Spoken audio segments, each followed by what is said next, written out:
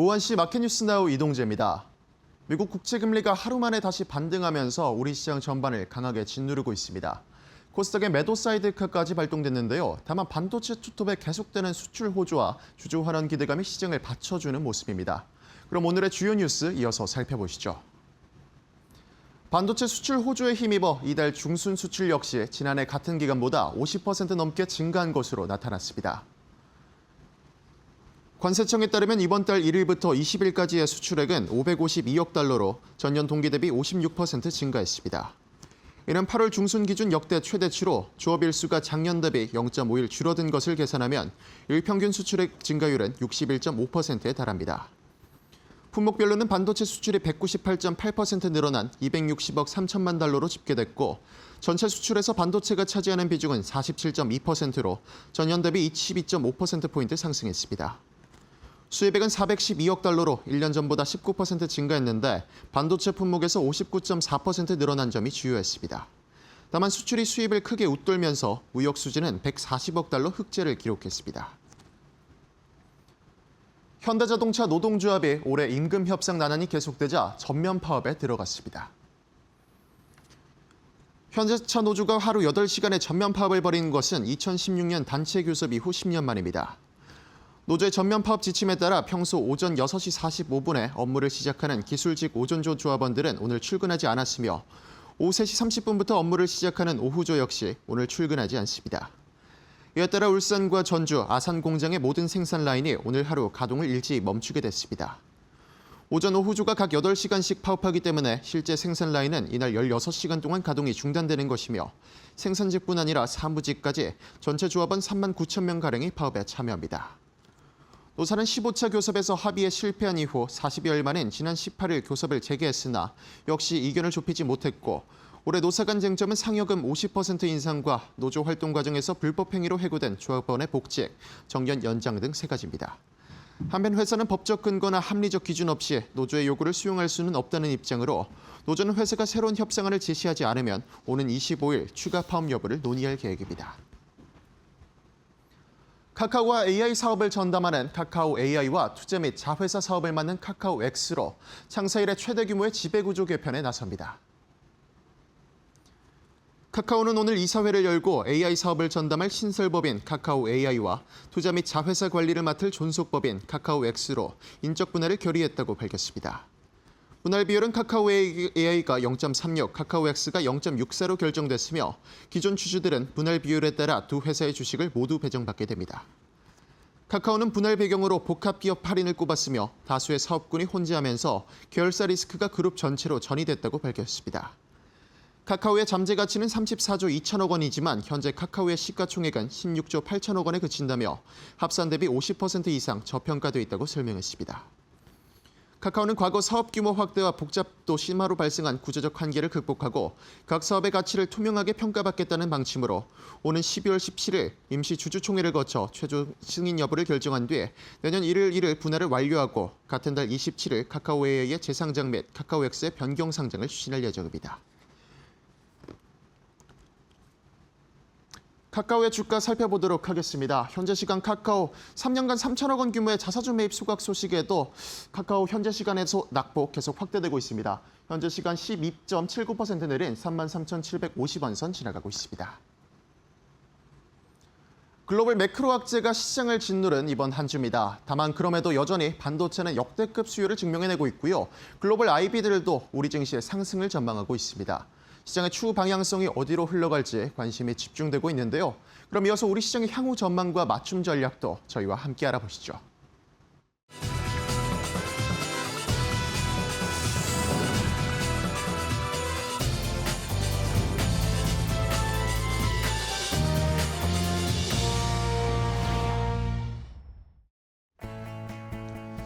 자, 오후장의 출발도 이데일리 TV와 함께 해주시죠. 마켓나우 3부로 이어가도록 하겠습니다. 우리 시장 오늘은 코스피가 조금 더 강합니다. 최근에 코스닥 시장이 이제는 많이 떨어졌기 때문에 바닥 짚고 올라오는 거 아닌가, 이제 코스닥을 좀 봐야 되지 않을까라는 그런 의견들이 있었잖아요. 근데 시장이 이제 조금씩 8월 중순, 8월 말로 가니까 어찌 보면 코스닥으로 약간 우리 개인 투자자들을 유인하고 다시 코스피의 대형주 삼성전자, 하이닉스 이쪽으로 또 방향성을 트는 것이 아닌가, 외국인들이나 기관들이요. 이런 모습을 나타내고 있습니다. 뭐 여전히 삼성전자, 하이닉스에 대한 믿음이 있으시겠지만 코스닥에 또 투자하셨던 분들은 이번 주나 계속해서 좀 힘든 상황이 이어지실 것 같은데 시장의 분위기는 계속 살펴봐야 되겠고요. 뭐 미국의 10년물 국채, 30년물 국채 올라간다라는 이야기 계속 나오는데 어쨌든 미국이 이것을 그냥 놔둘 수 없을 겁니다. 그렇기 때문에 이것에 대한 앞으로의 미국 정부의 해결책 이런 것들이 계속 쏟아질 가능성이 높거든요. 그런 상황에서 지금 시장의 분위기를 살펴보셔야 된다는 거 다시 한번 말씀드리겠습니다. 자, 오늘은 한 주의 마지막 금요일입니다. 어찌 보면은 약간은 소강 상태, 한산한 시장의 분위기인데 오늘 또 오전에 또 깜짝 소식이 나오면서 카카오 그룹주가 움직이기 시작을 했죠. 물론 안 좋은 방향으로 좀 움직이고 있습니다. 카카오가 갑자기 인적 분할 이야기를 꺼냈습니다. 어떻게 나누는 건지, 왜 나누는 건지 그 속내를 앵커 브리핑으로 함께 알아보도록 하겠습니다. 자, 오늘 갑자기 카카오의 이 뉴스가 나왔습니다. 사실 카카오 최근에 잘 쳐다보지 않으셨죠? 카카오 주식을 가지고 계신 주주분들은 속이 매우 상해 있으실 상황이고 주가가 너무 내려가고 반응도 없으니까요. AI를 뭐 한다고는 하는데 카카오톡에 챗 GPT가 뭐 연동이 되긴 하는데 사실 잘 안 쓰시죠. 그냥 챗 GPT 쓰지 그냥 카카오에 연동된 챗 GPT 잘 안 쓰십니다. 여기에 이 네이버는 젠슨왕의 엔비디아 팀에 들어갔는데 카카오는 또 여기에 포함되지를 않고 있습니다. 이러니까 주가가 올라갈 여력들이 전혀 확인되지 않고 있는 상황입니다. 그런 상황에서 오늘 갑자기 우리에게는 갑자기죠. 우리 주주분들에게는 갑자기 지배구조 개편 이야기가 나왔습니다.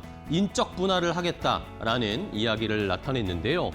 자, 크게 지금은 카카오라는 이 한 울타리 안에 그 안에 여러 가지의 자회사들이 있습니다. 계열사들이 뭐 카카오톡을 비롯해서 스토리, 그리고 엔터, 그리고 뱅크, 페이 여러 가지 계열사 자회사들이 카카오라는 한 울타리 안에 있는데 이걸 어떻게 나누겠냐라는 것은 인적 분할을 한다는 건데 카카오를 일단은 카카오 X로 존속법인을 유지를 하는 겁니다. 카카오 X 안에는 카카오뱅크, 그리고 카카오페이, 카카오증권 이런 것들이 들어가고요. 카카오 엔터, 카카오 게임즈 이런 것들이 들어가는 양상이 나타나고요. 그 다음에 이제 신설법인으로 카카오 AI를 만들겠다라는 겁니다. 카카오 AI 안에는 어쨌든 플랫폼 AI 사업을 주력을 하고 여기에 카카오톡이 들어가는 거죠. 이러면서 어떻게 보면은 AI 사업, 카카오 AI는 AI 사업에 집중을 하는 모습을 나타내고 카카오 X 쪽에서는 앞으로의 미래 신산업에 투자하는 금융 관련된 업체들이 카카오 X에는 많이 포진이 되니까요. 돈을 어쨌든 외부에서 끌어들여 와서 그것을 카카오 계열사에서 또 투자하는 데 쓰는 아니면 또 신사업을 발굴하는 데 하는 그런 투트랙 전략으로 가겠다라는 겁니다. 이러면서 카카오에서 내놓은 말은 지금 카카오 내부에 계열사가 정말 많잖아요. 자회사도 많고. 근데 이것들을 정리하는 작업을 지금 계속 해왔죠. 그러면서 숫자를 많이 줄였습니다.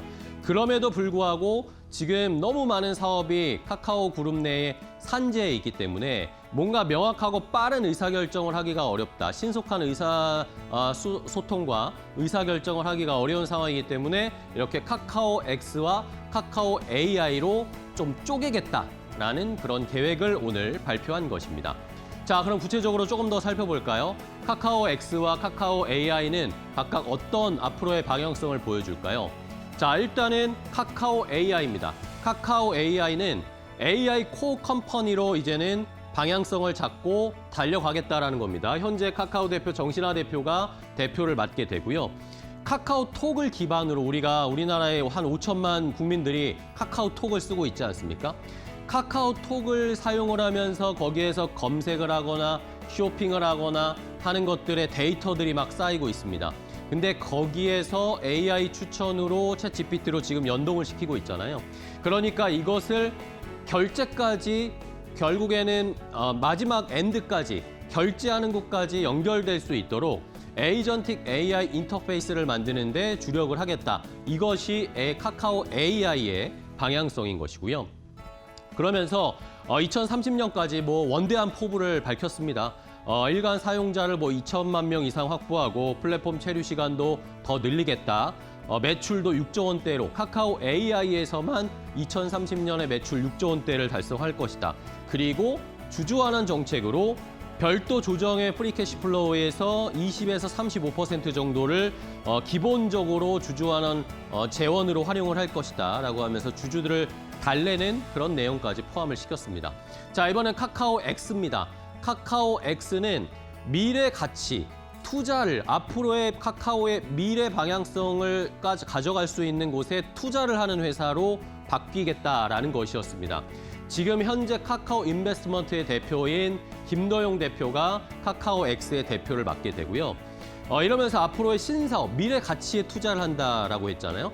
앞으로 미래 가치로 신사업으로 생각할 수 있는 것들, 가상자산 아니면 스테이블 코인 이쪽을 보고 있고 피지컬 AI 쪽으로 이제 생각을 하고 있고 엔터가 또 들어가 있으니까 글로벌 팬덤을 어떻게 또 만들면서 여기에서 수익을 창출할 수 있는 플랫폼이라든지 신사업을 좀 만들어낼 것이다 라는 계획을 짜고 있습니다. 역시나 2030년까지 원대한 포부를 또 밝혔어요. 매출 10조 원대 그리고 지금 가지고 있는 현금 또 자산을 유동화시켜서 가지고 있는 현금 가지고 투자를 많이 할 것이다.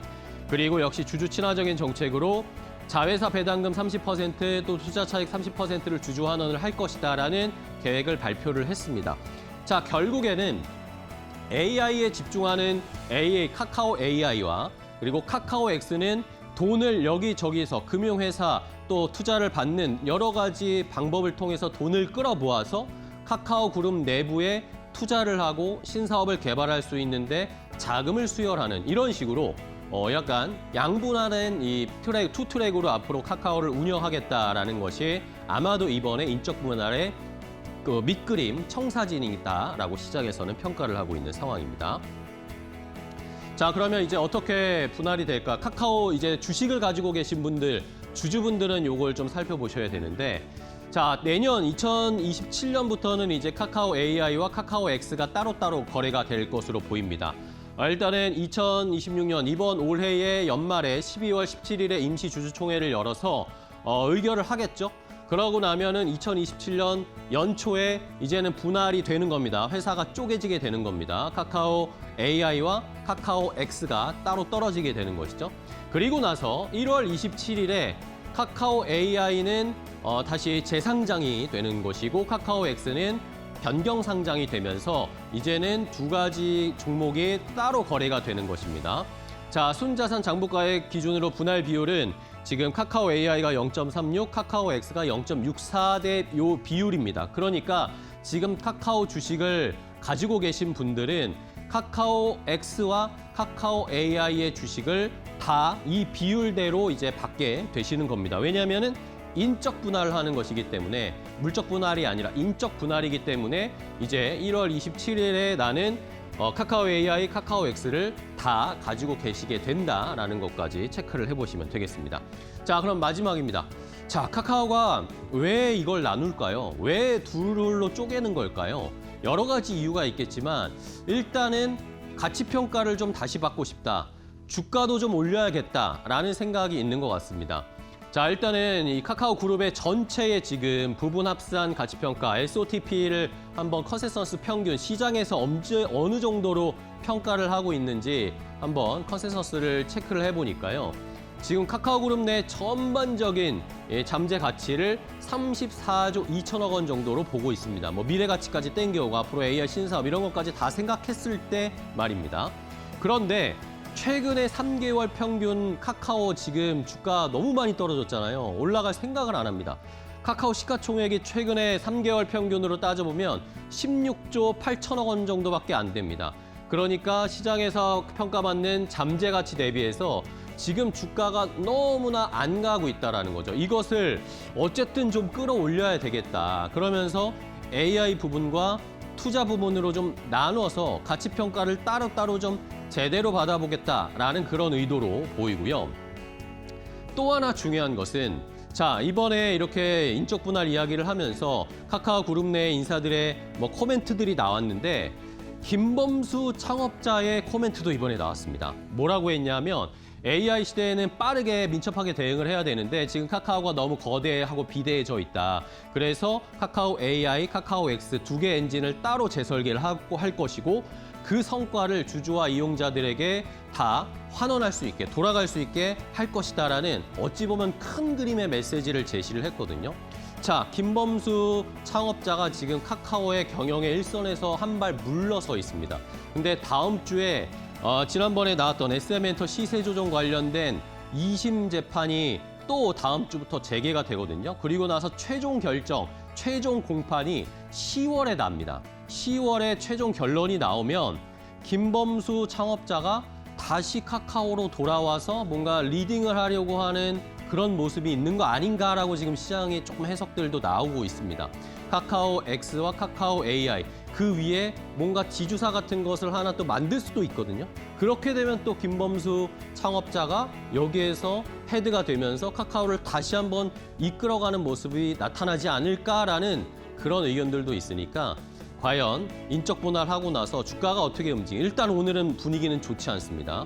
그런 상황이고 카카오그룹의 앞으로 어떤 청사진을 보여줄지 진짜 김범수 창업자가 다시 일선으로 돌아올지 이런 것들 잘 확인해 보셔야 되겠습니다. 앵커 브리핑이었습니다.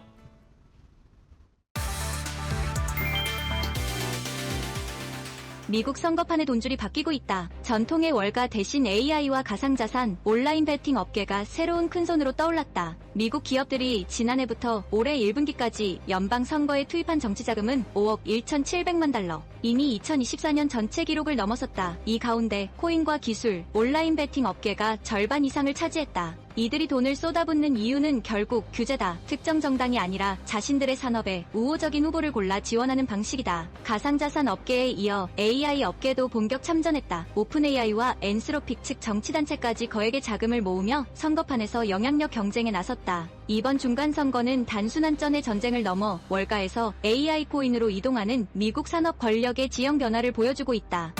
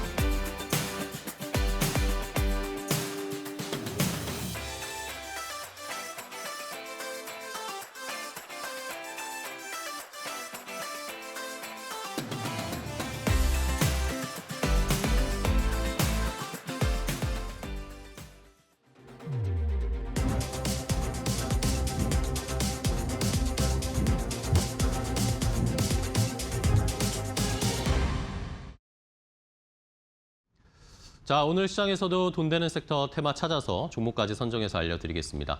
자, 오늘 돈 되는 섹터의 테마는 이데일리 TV 박근호 전문위원과 함께하겠습니다. 위원님 안녕하세요. 안녕하십니까. 네, 반갑습니다.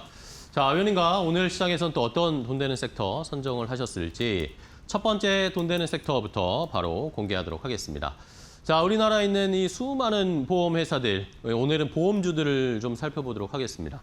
자, 미국에서 지금 계속해서 국채 금리가 올라가고 있고 또 미국에서도 금리를 인상해야 될지 아니면 동결할지 의견들이 분분한 상황이고요. 우리나라 같은 경우에는 어쨌든 금리 인상 기조를 쭉 가져갈 가능성이 매우 높은 상황입니다. 이러면서 보험주들을 좀 살펴봐야 하는데 자, 보험주 투자 어떻게 해야 될까요, 위원님? 이제 지금 보험주에 이제 관심이 있으신 분들이 사실 네. 포털 같은 데서 지금 보험주 상황이 어떤가 하고 이제 뭐 검색 같은 걸 많이 뭐 해 보시겠죠. 지금 시장 상황에서 가장 견조한 게 보험주이기도 하고, 이제 미국 장기유채 금리 상승이 보험주에 이제 반사 이익을 준다라는 타이틀이 굉장히 좀 많을 거예요. 그 부분을 좀 잠깐 설명을 드리면, 네. 사실 이제 베센트가 이제 바이백을 뭐 2배로 늘린다 이런 얘기 때문에 이제 미국 장기유채죠. 이제 이 바이백 이제 연준이 채권을 사줄 때는 양적 완화라고 하고, 재무부가 살 때는 바이백이라고 하죠. 재무부는 왜 바이백이냐면 자기네가 발행한 걸 사주기 때문에 이제 바이백이라고 이제 표현을 하는데, 장기채만 사는 거죠. 실질적으로 이제 단기채를 발행을 해서 장기채를 사는 건데, 사실 이게 뭐 빚이 줄어드는 건 아니죠. 근데 이제 재무부가 미국의 장기채를 시장에서 사들이면 장기채의 유통 물량이 시장에서 이제 줄어든단 말이죠. 그럼 장기채 가격이 올라가서 금리가 줄어들고 새로 발행하는 국채도 금리를 낮게 발행을 할 수 있기 때문에 이걸 이제 하는 건데, 네. 여기서 좀 재밌는 게 있죠. 딱 못을 박아놨습니다. 11월 4일까지면 우리가 바이백을 하겠다라고 표현을 해놨는데, 11월 4일이 어떤 날이냐면 11월 3일 다음 날이죠. 11월 3일이 어떤 날이냐면 미국 중간선거일이에요. 이게 참 뭐 왜 11월 4일이라 콕 못을 박았는지는 저도 좀 모르긴 하겠습니다만, 아무튼 좀 티를 좀 많이 내는 것 같아요. 이제 미국 유권자들 같은 경우에는 가장 중요한 게 가솔린 가격이랑 주식이거든요. 근데 그게 정당의 지지도에 굉장히 많은 영향을 미치는데, 아무튼 이 금융주들 중에서 이 장기채를 가장 많이 그 보유하고 있고 다루는 게 이제 보험사다 보니까, 보험사가 이제 금리가 계속적으로 올라가면은 실질적으로는 또 만기까지 갖고 가기 때문에 사실 유통금리는 크게 상관이 없고 새로 발행되는 어떤 채권의 금리만 올라가면 좋거든요. 그래서 보험주들이 최근에 어떤 실적도 가장 좋고 해서 보험주를 한번 체크를 해보려고 준비를 좀 해봤습니다. 네, 알겠습니다. 자, 보험주들 과연 이런 금리 인상 기조, 또 고금리인 상황 이런 것에 수혜를 받으면서 주가가 탄탄하게 움직이고 있는데, 자, 그러면은 뭐 어떤 것 종목부터 볼까요? 보험주들 워낙 많은데. 네, 첫 종목 카카오페이를 좀 준비를 했는데요.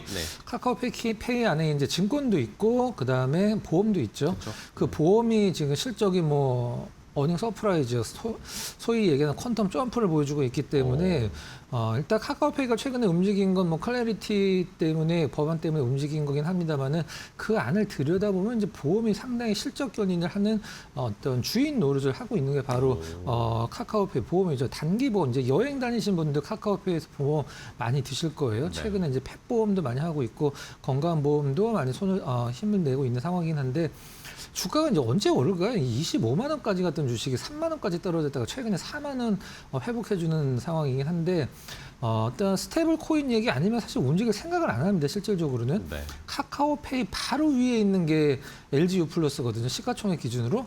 실적으로 따진다라고 하면 이게 뭐 비교 대상도 아니긴 한데, 그냥 카카오페이 같은 경우는 그래도 그 안에서 이제 보험에 대한 실적이 상당히 좀 많이 좋아지고 있다. 요거는 이제 알고는 가셔야 될 것 같아요. 자, 두 번째 종목. 우리나라에 단 하나밖에 없는 이제 재보험사 이제 코리안리를 좀 준비를 좀 했습니다. 코리안리 이제 재보험이라는 것은 우리는 이제 무언가의 위험의 리스크를 좀 해체를 하기 위해서 보험을 들죠.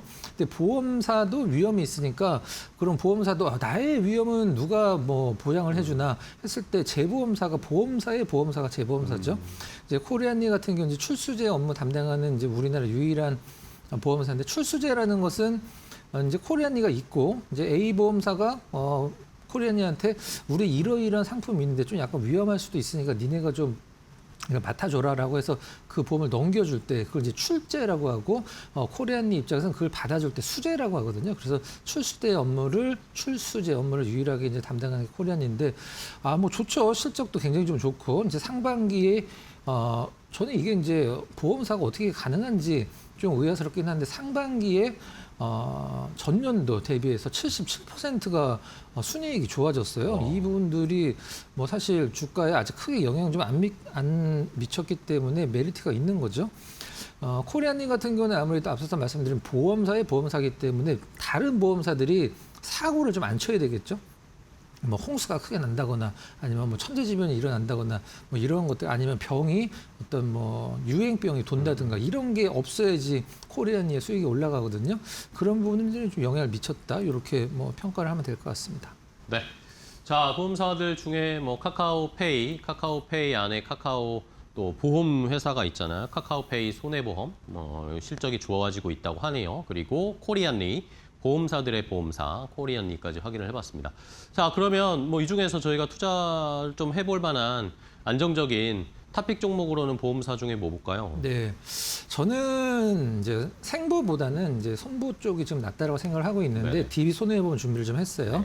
네. 2분기 실적도 뭐 상당히 좋습니다. 수치적인 측면을 뭐 다 말씀드리기보다는 지금 보험사들 전반적으로 수익이 너무 좋기 때문에 자 그러면 우리가 보험사들의 수익이 좋아지면 물론 과거에도 마찬가지고 지금도 그렇고 미래에도 그럴 건데 그게 뭐냐면. 우리가 보통 금융주들을 이제 시장에서 컨택을 할 때 네. 뭐 시세 차익도 차익이지만 사실 배당적인 배당. 부분이 상당히 좀 많은 부분을 차지하거든요. 이제 보험사들이 돈을 잘 벌면 배당을 많이 할 수밖에 없거든요. 그렇죠. 그 부분이 메리트가 상당히 좀 크고 일단 요즘 최근에 보험사들 보면 이제 계리 가정이라는 단어가 나와요. 계리 가정이 선진화되고 있어서 부채가 감소하고 수익이 좋아지고 있다. 자, 계리 가정이라는 건 무엇이냐면 이제 보험사들이 이제 미래에 지급해야 돈을 이제 적립을 해놔야 되는데 그걸 좀 약간 완화를 시켜준 건데 예를 한번 쉽게 좀 들어드리면 내가 20년 뒤에 뭐 누구한테 1억을 줘야 된다. 그러면은 은행 이자가 2%다. 그럼 저는 지금 얼마가 있어야 되냐면 6,700만 원 있어야 돼요. 6,700만 원을 2%에서 20년 이자를 받으면 1억이 되거든요. 그럼 뭐 1억을 다 갖고 있을 필요 없이 20년 뒤에 1억을 줘야 되니까 2% 이자를 6,700만 원 있으면 돼요. 근데 이자가 4%로 올라가 버리면 4,500만 원만 있으면 됩니다. 이걸 좀 완화를 시켜준 거예요. 그러니까 적립을 시켜내야 되는 부분들이. 이 부분들로 인해서 이제 보험주들이 어떤 부채도 이제 줘야 될 돈은 무조건 부채로 잡거든요. 네. 부채도 좀 줄어들고 수익성도 개선됐다. 이런 부분들이 상당히 좀 좋은 것 같아요.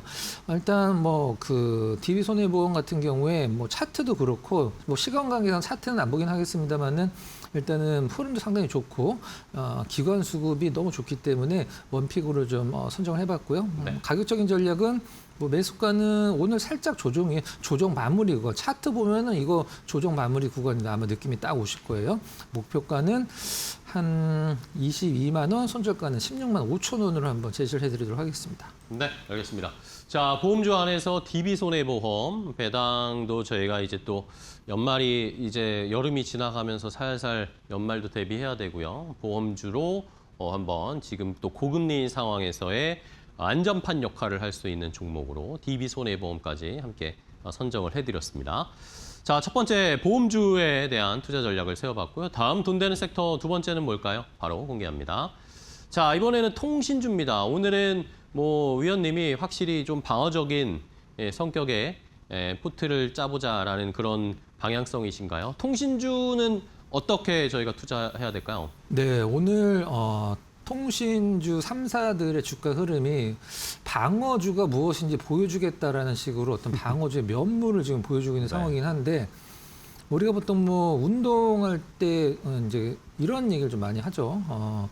공격을 잘하는 팀은 승리를 하지만 수비를 잘하는 팀은 우승을 한다. 네. 이렇게 얘기를 하는데 지금 시장이 한참 좋았을 때 우리 이제 시청자분들이 우리 뭐 이데일리 시청자분들은 아마 수익 많이 챙기셨을 거예요. 이제 현금을 많이 하실 텐데 높은 수익률을 기록을 했다가 지금 그 수익률을 다 지금 내려놓고 손실로 전환되신 분들이 아마 상당히 좀 많이 있으실 거예요. 일단 이 주식은 이제 어떤 특정 종목에서의 수익도 상당히 중요하죠. 그게 쌓아가는 거지만 계좌를 이제 관리를 하고 시장이 힘들 때 어느 정도의 어떤 수비를 할 수 있는 부분들이 중요한다라는 걸 지금 이제 여실히 보여주고 있고 그게 이제 몸으로 느껴지는 상황이긴 하죠. 통신 3사들 전반적인 느낌만 보면은 SK텔레콤 좋았고 LG U+플러스 좋았고 KT는 좀 저조하다 이렇게 좀 기본적으로 평가를 할 수 있는 상황이긴 한데요. 실적이 근데 KT는 왜 좋았냐면 나쁘냐면 좀 기저 효과가 있어요. KT는 이 부동산 사업을 상당히 좀 많이 하거든요. 작년 2분기에 광진구 사시는 분들 좀 아실 텐데 이제 이스트폴이라는 아파트 분양하면서 거기서만 한 3,500억 정도 수익이 났거든요. 근데 올해는 좀 약간 그런 부분이 좀 없었기 때문에 어떤 기저 효과라고 보시면 될 것 같아요. 근데 정리를 하면 이제 통신주도 앞서서 보험과 마찬가지로 과거에 이제 배당주 성격은 이제 지나간 지 오래됐고 이제는 누가 이제 AI 데이터 센터, 뭐 클라우드 이런 사업으로 퍼포먼스를 내서 시장에 투자하는데 어필을 하느냐 이 싸움이 될 것 같다. 이렇게 정리해 보도록 하겠습니다. 네, 알겠습니다. 자, 이제 통신주들은 방어적인 성격도 기본적으로 원래 가지고 있었는데 이제 AI 시대가 되고 AI 데이터 센터에 대한 이야기가 많이 나오면 이 3사들은 결국에는 또 AI 데이터 센터를 관리한다거나 운영한다거나 하는 회사들로 다시 가치 재평가를 받아야 되는 상황입니다.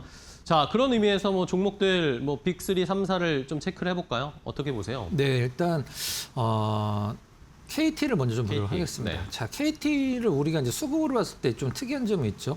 기간 통신사는 외국인들이 49% 이상 살 수가 네. 없습니다.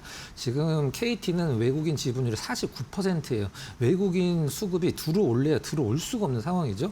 최근에 이슈는 이제 미국 웰링턴 자산운용사가 2대 주주로 올라왔다라는 어떤 언론 보도가 있었었는데 지금 현재 한 6.5% 정도 지분율이 있죠. 자, KT 지분을 미국의 자산운용사가 6.5% 갖고 있다. 2대 주주다. 1대 주주 어딘가요? KT 1대 주주 현대차예요. 현대차주 지분율이 8%입니다. 거의 1. 몇 %밖에 차이가 안 나요. 그러면 이렇게 됐을 때 시장의 투자자들이 바랄 수 있는 것은 외국계 투자자들이 들어왔으니까 배당 확대라든가 뭐 주주 환원책 같은 경우는 이게 좀 약간 강력하게 드라이브를 걸 수 있겠다.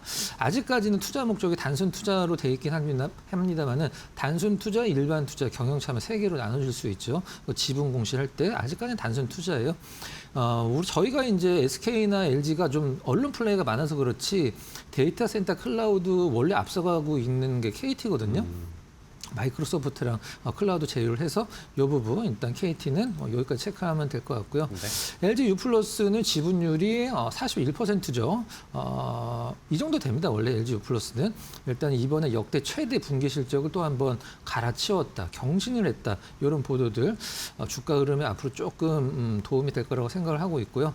일단 LG U+ 같은 경우는 AI 데이터 센터랑 저희가 이제 전화는 이제 B2C 말고 B2B에서도 상당히 많은 실적이 나와주고 있기 때문에 LG U+도 통신주들 중에 뭐 상당히 높은 점수를 뭐 3개밖에 없긴 합니다만은 뭐 부여할 수 있는 종목 중에 하나다 이렇게 정리해 보도록 하겠습니다. 네, 그리고 뭐 말씀해 주신 김에 바로 가죠. SK텔레콤을 그러면 네. 탑픽으로 보시는 거예요? 네. 자, SK텔레콤 이제 여러분들 이제 오픈 AI 대비해서 엔트로픽이 지금 시가총액을 2배 이상 지금 미국에서 인정을 받고 있죠. 언제 IPO를 하느냐가 문제인데 뭐 10월에 한다 아니면 뭐 넘긴다라는 말도 있긴 합니다. 올해 할 것 같아요. 제가 봤을 때는 일단 데이터 센터 매출이 전년 동기 대비해서 90% 이상 좋아졌다는 점. 지금 통신주들 이제는 뭐 AI 밸류 체인에 들어간 지 오래됐긴 했습니다만은 이 AI 데이터 센터 관련돼서 수치를 계속적으로 증명을 해주는 기업이 사실 몇 개 없죠. 근데 통신사들은 실질적으로 수치가 나와주고 있는 상황입니다. AI 데이터 센터 매출만 뭐 적긴 합니다만 1,300억대. 일단 독자 AI 파운드 2차 평가 기간이긴 한데 지금 2개 부분에서 1등을 했죠. SK텔레콤이 이 부분도 나름대로 좋은 점수를 줄 수 있는 플러스 알파 요인. 일단 뭐 정리를 하면 엔트로픽, IOP 그다음에 좋아지고 있는 실적. 실적이 좋아진다라기보다는 좀 모종의 사건이 있었는데 그것 때문에 회복을 해주는 구간. 그다음에 데이터 센터 호재까지 성장 모멘텀에 앞서서 언급한 뭐 KT, LG U+ 대비해서 뭐 시장의 인기도나 여러 가지 측면에서 봤을 때 뭐 SK텔레콤은 누가 뽑더라도 당연히 뭐 최선호주가 될 수밖에 없는 종목이 아닌가라는 생각을 하면서 네. 가격적인 전략 말씀드리면 오늘 이제 나쁘지 않죠. 가격적으로 현재가 전후 매수가 잡아보도록 하고요. 목표가는 13만 원, 손절은 8만 5천 원으로 한번 제시를 해드리도록 하겠습니다. 네, 알겠습니다. 자, 통신주 중에 탑픽 SK텔레콤 결국에 이제 엔트로픽의 IPO 상장이 카운트다운 되는 것 같습니다. 그것에 따른 또 힘을 받을 수 있을 SK텔레콤 현재 가격에서 한번 공략해보자라는 의견이셨습니다. 자, 돈 되는 섹터 앤 테마 오늘 박근호 위원과 함께했습니다. 위원님 또 좋은 종목 알려주셔서 감사하고요. 다음 주에 또 뵙겠습니다. 고맙습니다.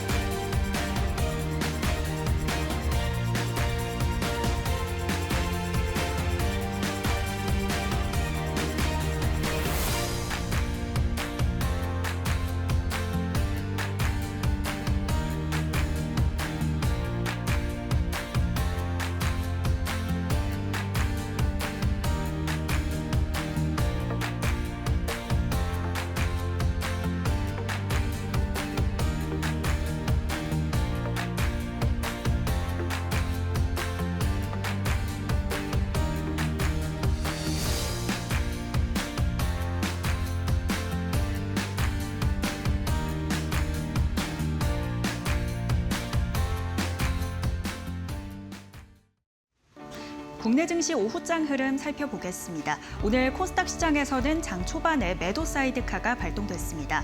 이번 한 주간에만 코스피 매수 매도 사이드카, 또 오늘 코스닥 매도 사이드카까지 정말 변동성 큰 장세가 계속 이어지고 있는데요. 간밤에 미 국채금리 바이백 확대에 따른 효과 의구심이 우리 시장에도 고스란히 영향을 주고 있습니다. 오늘은 상대적으로 이 방어적 성격을 띠고 있는 금융업종과 반도체 투톱들이 시세를 그래도 끌어주고 있고요. 통신업종과 암호화폐 관련 종목들이 강합니다. 그렇다면 자세한 지수 흐름 살펴보겠습니다. 먼저 코스피 지수부터 보겠습니다. 코스피가 1% 넘게 1%대 하락 출발했습니다.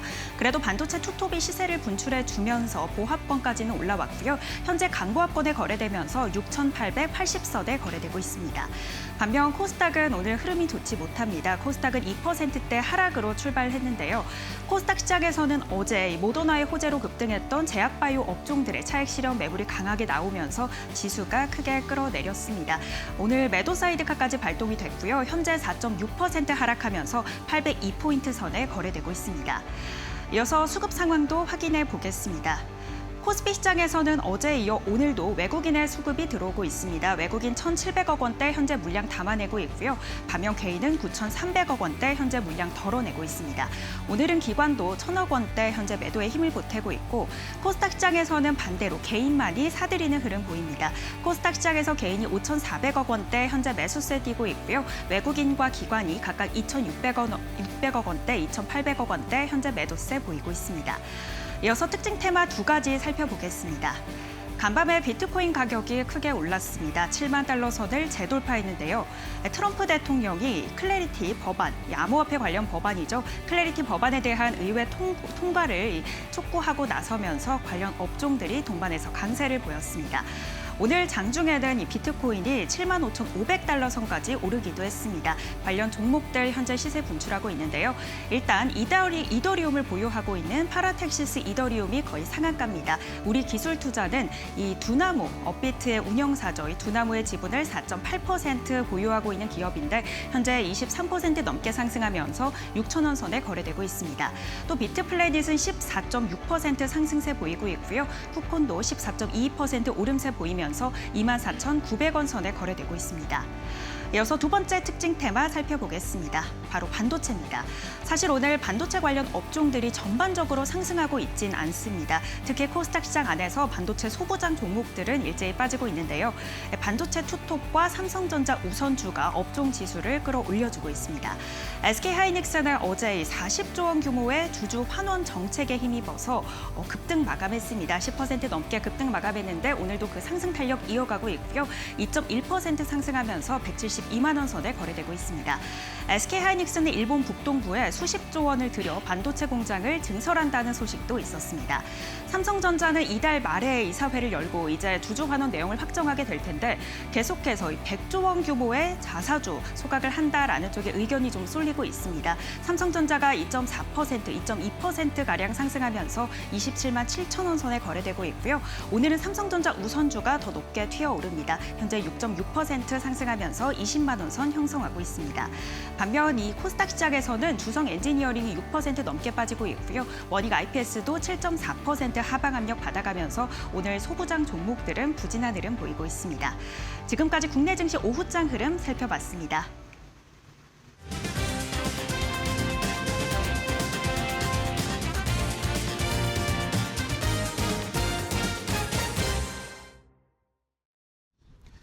자, 오후장 종목 레이더로 이어가겠습니다. 오늘 오후 시장 또 마지막까지 어떤 종목들 살펴봐야 할지 함께 알아볼 텐데요. 오늘 SK증권 2000 PB센터 임재원 대리와 함께하겠습니다. 대리님 안녕하세요. 네, 안녕하세요. 네, 반갑습니다. 자, 지난주에 이어서 우리 임재원 대리님과 또 종목 살펴볼 텐데 오늘은 또 어떤 종목 선택하셨을지 어떤 종목 주목하고 계신지 보겠습니다. 테스입니다. 반도체 쪽에 이제 오늘 시장이 삼성전자, 하이닉스에만 좀 집중되는 모습이 나타나고 있는데 그래도 계속 소부장 쪽에는 관심을 가져야 된다라는 그런 의견들이 많잖아요. 네. 대리님은 어떻게 보세요? 저도 같은 의견이고요. 네네. 사실 어제도 마찬가지였고 오늘도 사실은 지금 대형주의 쏠림이 지금 이제 흐름을 이렇게 가지고 가고 있는데 사실 AI 투자가 이제 아무래도 이제 완전히 우려가 사라진 건 아니었지만 이렇게 빅테크의 AI 투자가 계속 줄지 않고 있고 SK 하이닉스나 이제 삼성전자가 역대 최대로 주주 환원을 할 것이라고 하는 이런 보도들이 단순히 주주 환원으로만 보지 않고 전 더 나아가서 AI 메모리 호황이나 지금 현재 현금 창출 등이 너무 잘 되어 있다는 저는 그렇게 신호를 보고 있습니다. 네네. 그러다 보니 이제 아무래도 이제 돈을 벌면 주주에게도 돌려주지만 또 투자라는 걸 투자도 하잖아요. 해야죠. 네, 그래서 저는 이제 삼성전자와 SK 하이닉스가 주가가 오르는 것에서 한 단계 더 나아가서 이제 설비 투자 주문이 들어오는 장비주를 봐야 된다고 생각했는데요. 네. 그 중에 한 종목인 테스로 결정을 했습니다. 네. 네, 이 테스를 결정한 이유는요. 지금 삼성전자와 이제 삼성전자의 평택 P4와 SK 하이닉스의 청주 이제 M15X라는 이곳에 장비가 이제 이렇게 들어가고 있는데요. 다음 투자 공간인 내년에도 이제 P5와 용인 Y1도 이미 건설 중이고요. 내년부터 이제 클린룸이 순차적으로 이제 들어갈 예정이라고 이제 예상을 하고 있습니다. 그런데 보통 이제 공장이 지어지면 이제 클린룸이나 전력 같은 것들이 이제 기반 시설들이 갖춰지고 나면 그 다음에 이제 양산에 들어가기 전에 증착이나 식각 같은 이런 전공정 장비가 이제 들어가게 되는데요. 테스는 여기에 들어가는 장비입니다. 이제 반도체 웨이퍼 위에 얇은 막을 이렇게 입히는 증착 장비를 가지고 있는 이 전공정 장비 업체인데 이 전공정 장비 업체가 SK 하이닉스 그리고 삼성전자 두 곳 모두에 이제 공급을 하고 있는 상태입니다. 네네. 그래서 테스에게 주목하고 있는 것은 단연 지금 수주 실적인데요. 1분기 1,455억이었던 이제 신규 수주가 2분기에는 2배 가까이 2,823억 원까지 늘었고요. 이제 수주 잔고도 2,000억 원을 육박해서 이제 넘어섰습니다. 네, 삼성전자, SK 하이닉스가 앞으로도 이제 투자할 것 같다는 기대가 아니라 이미 이제 수주 잔고로 이제 주문서가 들어와 있다는 거를 이제 보여주는 의미라고도 볼 수 있는데요. 이제 테스는 또 과거에는 이제 낸드에게만 의존되어 있다가 지금은 이제 디램의 매출이 이제 거의 2배 수준에 가까워지고 있고요. 이제 쉽게 말하면 예전엔 낸드에만 이제 의존해서 투자가 한 곳으로만 집중되어 있어서 낸드가 이제 주문이 안 들어오면 이제 실적이 깎여져 버리니까 이제 그런 부분에 있어서 주주의 이런 주가들도 할인을 받고 이랬었는데 이제 디램의 수출이 이제 더 많이 되기 때문에 기본적인 이 실적이 받쳐주고 낸드가 이제 추가 성장이 붙는 구조로 바뀌는 형태라고 보시면 됩니다. 거기에서 이제 더 한 가지 더 주목하셔야 될 점은 이번에 이제 새로 이제 신규 장비 BSD라는 장비인데요. 이제 HBM처럼 DM을 얇게 이렇게 만들어서 여러 장 쌓으면 웨이퍼가 미세하게 이제 휘는 문제가 이제 발생할 수 있는데 BSD는 이 웨이퍼 뒷면에 얇은 막을 딱 입혀가지고 그 휘어지는 것을 잡아주는 장비라고 보시면 돼요. 근데 이 장비가 램 리서치가 오래전부터 공급해온 영역인데요. 테스가 어떻게 보면 진입을 시작한다고 생각해 주시면 됩니다. 그래서 만약에 이제 이게 적용처가 이제 낸드에서 디램, 파운드리까지 이제 적용처가 넓혀지고 또 HBM 신규 공급까지도 기대되고 있는 상황에서 테스가 좀 더 시장이 넓혀지면서도 장비 비중이 고가로 이제 동시에 커지는 것을 기대해 볼 수 있는 것입니다. 그래서 테스 매출이 내년에 지어질 삼성전자와 이제 하이닉스 공장을 고려해서 올해 대비해서 매출도 50% 정도는 증가할 거라고 지금 예상을 하고 있고요. 영업이익률도 22%에서 25%까지 상향될 것으로 전망되고 있는 상황에서 아주 기대가 되고 있는 이제 장비주 중 하나라고 보고 있고요.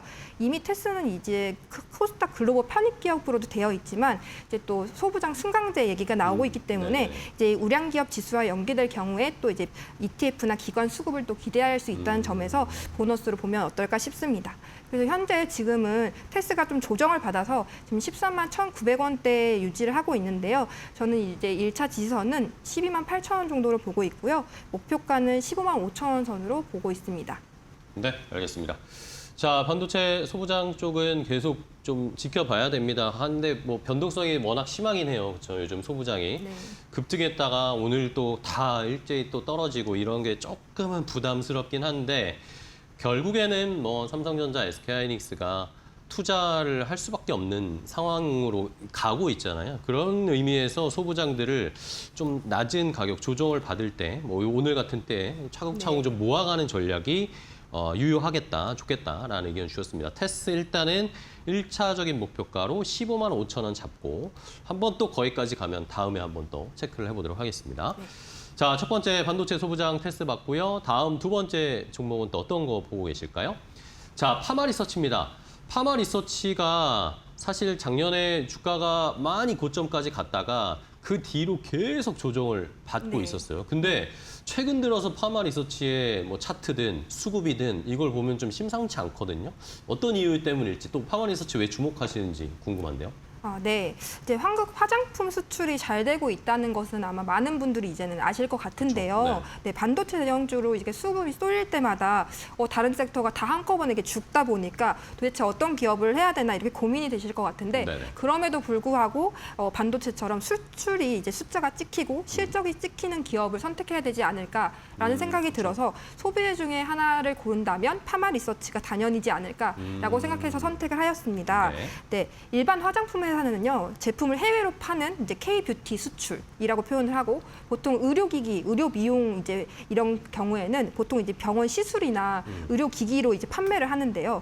파마리서치는 외국인들이 직접 한국에 와서 그 제일 유명한 리쥬란을 맡고요. 리쥬란 자체를 해외 병원으로 또 수출을 하고 또 같은 리쥬란 브랜드로 화장품까지 해외에 이제 판매를 하고 있습니다. 즉 의료 관광에 의료기기 수출에 거기에 화장품 수출까지 세 가지 성장축을 지금 현재 가지고 있는 회사인 겁니다. 네네네. 네, 파마리서치가 이제 주가가 상승할 때마다 이제 이번에는 갈까라고 생각하신 게 방금 앵커님 말씀하셨던 것처럼 이제 2023년이나 4년에는 이제 실적이 좋다라고 기대감이 막 많아서 이제 과거에 70만 원까지 이렇게 올라갔는데요. 네, 이제 진짜 경쟁업체들이 이렇게 하나씩 붙다 보니까 그 기대감이 오히려 기대치 하회를 만들어서 주가가 아주 밑으로 쭉 빠졌습니다. 네네. 그래서 이런 문제들이 있었는데 그 문제들을 사실 작년부터 점차 해결해 나가고 있는데요.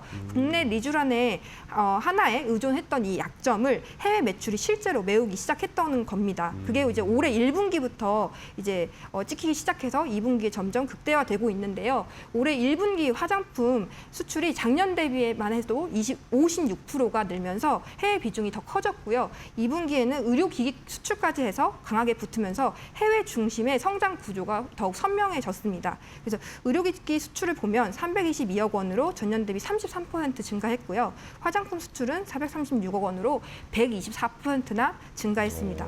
그런데 여기에서 볼 것이 또 수출의 질을 또 봐야 되잖아요. 네네. 전체 매출에서 수출이 차지하는 비중이 작년 37%에서 47%까지 또 올라갔고요. 또 의료기기의 이제 유럽의 비중이 28%에서 40%까지 커졌습니다. 화장품도 미국 중심에서 유럽까지 새롭게 오면서 특히 2분기의 출하 물량이 전분기보다 150%가 늘었다고 하는데요. 더해서 이제 3분기에는 프랑스의 현지 사무소까지 설립해서 주재원을 파견해서 유통망을 직접 관리한다고 이제 말하고 있습니다. 이렇게 점점 유럽 매출도 키우고 있는 상태에서 이제 우리가 이제 주목해야 될 점들은 이제 확인해야 될 점들은 이제 두 가지라고 생각하고 있는데요. 이렇게 유럽의 리쥬란이 첫 주문으로 끝나지 않고 또 재주문으로 이제 가고 있는지 또 미국 화장품이 뭐 이제 프라임데이와 같은 일회성 이제 매출이 아니라 이제 쭉 계속 성장하는지는 계속 지켜봐야 될 것 같고요. 네. 그래도 결국 주가는 실적에 따라서 가는 거기 때문에 이제 리서치에 보면 이제 앞으로 이제 분기 매출을 계속 이렇게 높이고 있고요. 또 내년에도 매출은 24%에서 영업이익은 26%까지 성장하는 걸 예상을 하고 있습니다. 현재까지는 2분기 실적에서 확인이 됐고요. 네. 3, 4분기 그리고 내년까지는 이제 확인을 하면서 주가 상승의 핵심으로 보고 있습니다. 수급도 너무너무 좋은데요. 네. 8월 들어서 외국인 순매수가 이어지면서 8월 초 4%밖에 안 됐던 외국인 이제 보유율이 최근 8%까지 올라왔고요. 이 부분이 너무 중요한 부분이라고 볼 수 있습니다. 그래서 이렇게 다시 비중을 늘리고 있는 모습을 주목하시면서요. 기술적 분석으로는 38만 원의 하단 지지선으로 보고 이 가격을 지킨다면 44만 원대까지 1차 목표가로 보도록 하겠습니다. 네, 알겠습니다. 자, 파마리서치까지 최근에 분위기 좋은 종목 함께 체크해봤습니다. 오늘 임재원 대리와 함께했습니다. 대리님 오늘 좋은 종목 알려주셔서 고맙고 다음 주에 뵙겠습니다. 고맙습니다. 감사합니다. 자, 마켓나우 3부 저희가 준비한 종목 여기까지고요. 저희 다음 주에 1시에 또 인사드리겠습니다. 시청해주신 여러분 고맙습니다.